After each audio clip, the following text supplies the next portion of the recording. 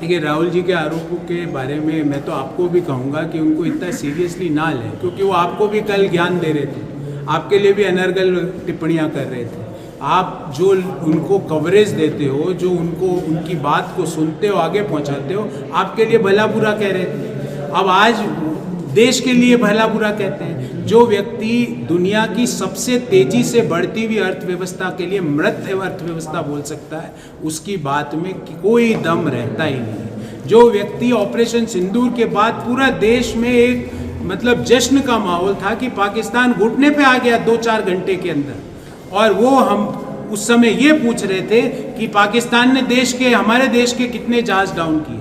तो राहुल गांधी जी मोदी जी का व्यक्तिगत विरोध करते करते उस लेवल तक पहुंच चुके हैं कि आज वो देश विरोधी टिप्पणियां करते हैं, देश के विरोध की बातें करते हैं और देश विरोधी लोगों से विदेशों में जाकर मिलते हैं। ऐसे अनेकों एग्जाम्पल हमने देखे, भले जॉर्ज सोरोस से लेकर जो देश विरोधी ताकतें हैं, जो आतंकवाद को समर्थन देने वाली ताकतें हैं, उनसे जाके विदेशी धरती पे मिलते हैं। विदेशी धरती पर जाके भारत के लोकतंत्र का मजाक उड़ाते हैं, भारत के संविधान का मजाक उड़ाते हैं। राहुल गांधी जी, अंबेडकर साहब की किताब लेना ही संविधान नहीं है, उस किताब के मर्म को समझना और उस किताब में लिखी हुई बातों को आगे पहुंचाना ही संविधान है।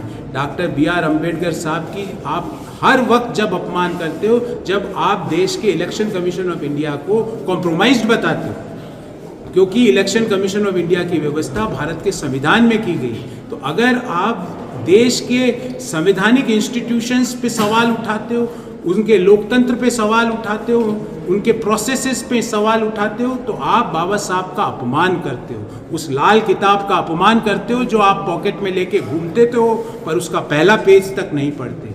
We the people of India क्या भाव नहीं समझ पाते, तो आप संविधान का क्या भाव समझेंगे। तो राहुल गांधी जी के लिए मैं आपको ये कहूँगा, आप एक बड़ी एजेंसी है, ज़्यादा सीरियसली मत लीजिए। आपके लिए बहुत भला बुरा कहते हो, हम तो खैर जवाब दे देंगे, पर हमारा एक प्रण और है कि देश के लोकतंत्र के चौथे स्तंभ को भी उतना ही मजबूत रखना है। तो हम आपके खिलाफ टिप्पणी बर्दाश्त नहीं करेंगे।